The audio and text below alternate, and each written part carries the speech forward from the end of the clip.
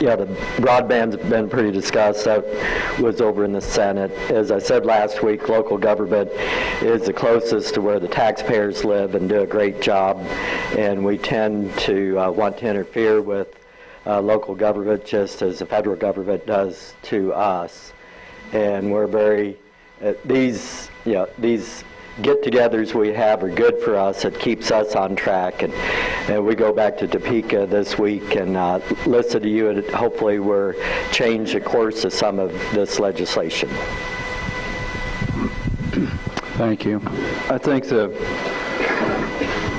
fundamentally to prepare the relationship between the federal government and the state legislature to local units of government, while they're the same and one's larger and one's smaller, there are many differences between the federal and the state and local governments. The United States Constitution protects states' rights, and the Founding Fathers wanted us to disperse the power, and that we would have many states that would control their own destiny, that if people didn't like a state or they were being overburdened, they could go to another state and live.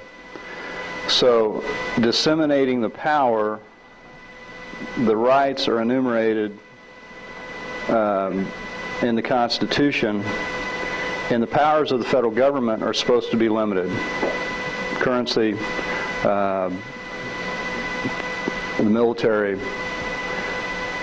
some commerce, and so if you take limited federal government, which is what we're supposed to have, what we're seeing at the federal government is a consolidation of power. We have federal government that's in our lives every day that continues to expand. Affordable Care Act, or Obamacare, is one example that many people disagree with. And it just continues and continues that Washington wants more and more power. I strongly disagree with that. I think states' rights, we should be able to do more things at the state, the original intention of our Founding Fathers. That's one side of the argument. The other side of the argument is the relationship between the state and local units of government. Local units of government are actually an extension of the state. We have many counties, 105 counties across the state. They do driver's license, they record deeds. Many of you can pay your taxes there, your property taxes. And so those functions that are actually state functions have been delegated to the counties and to the cities, mostly to the counties. And so there should be more of a relationship, more of a partnership. So many of the things we do at the state actually deal with the way counties and cities and schools and local units of government work. So if you go down the issues that were listed and you talk about guns, if I leave here and I drive to Wichita, or on the other side of Wichita, through Wichita, if we have a patchwork of laws in each city, which many cities say we should have the right to pass our own gun laws, how many laws do I break by traveling through those cities? So I think it's in our best interest if we have uniformity in our gun laws, so that every town that you go through, you don't have to go to City Hall and get a copy of their regulations.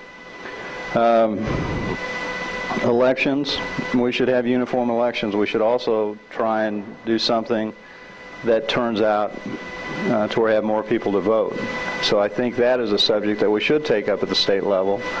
I don't think we should try and do anything to hinder people from voting. So I think that those are probably both proper topics that we should deal with. Broadband, Senate Bill 304 came to us. The industry that brought that, they were concerned that if they spent millions of dollars to invest in a city, that they didn't want government to come in and compete with them. The bill went much further than that. It became so controversial that it didn't even get a hearing.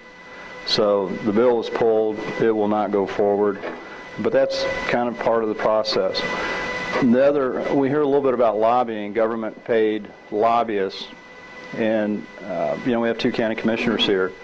Well, they have people that are in the Capitol every day that talk about things that are important to counties, and so they provide us very good information. We rely upon them when we need to know how this is going to affect counties. So to say that we'd have a county commissioner from each of the 105 counties that probably wouldn't know the law or how that affects everyone across the state is very not efficient or effective. So taking away the lobbying ability for a paid lobbyist, it would be very difficult. I don't think it would be constitutional. So those are just conversations we'd have, and I'd like to see us have more, and I said this last week at Paola, I'd like to see us have more of a partnership between the state and local units of government. Served 2 years on the county commission, 12 years on the school board, and the folks that elect us are the same people that elect our local elected officials, and so we need more of a partnership and not this, we need to come tell you what to do. Thank you. Thank you.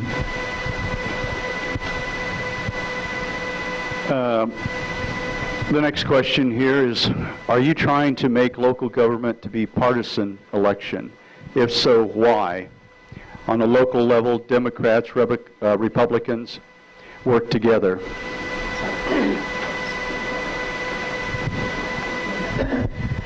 Yeah, I just discussed that with our chair of elections and local government committee in the House, and the bill in the House, I believe, is not going to come out as a partisan bill. It is going to look at the concept of doing an election in the off year from our election, so it would be odd years instead of even. We would still have even, and so it would be moved to November. And we'll have that debate on the House, but the bill is not, right now, is not designed, at least in the House, to be partisan.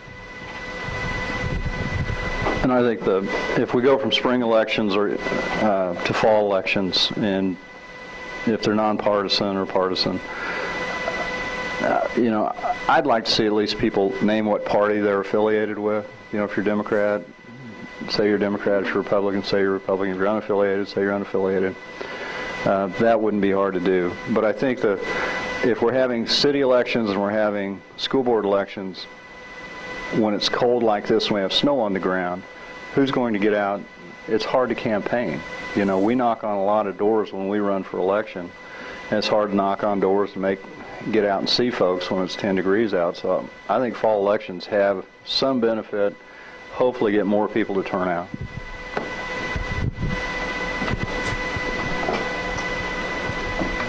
Yes. Thank you. Thank you, Pat.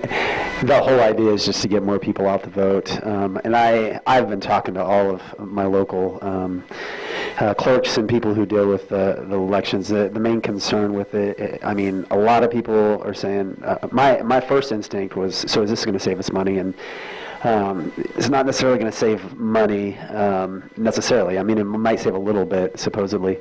I don't think it's going to cost any more, but again, I don't really know yet. But the whole idea is to be able, like as Senator Apple said, to get more people to be able to get out to vote, and ideally, that's what we want. We don't want people to talk about ballots as long as this group of tables, and things like that. Obviously, that would be. Yeah, it would make sense. So we're trying to look at it in a responsible way. If there is a way to do it that's going to make it better for our state, so that that's what we want to do. If not, then hopefully we don't waste too much time on it. So, thank you. Yeah, I don't think there's any intent to make it a partisan election, and I've said this before. To me, the local elections that we have in the spring, the most, and I've talked to most of the county clerks, most of them would like it to leave it as is. Change is always difficult, but if we had an election every November, odd year or even year, I mean, the voters know. In November, the first Tuesday of the month, we go vote. So I think it makes it simple for the state of Kansas if we do change that. Thank you.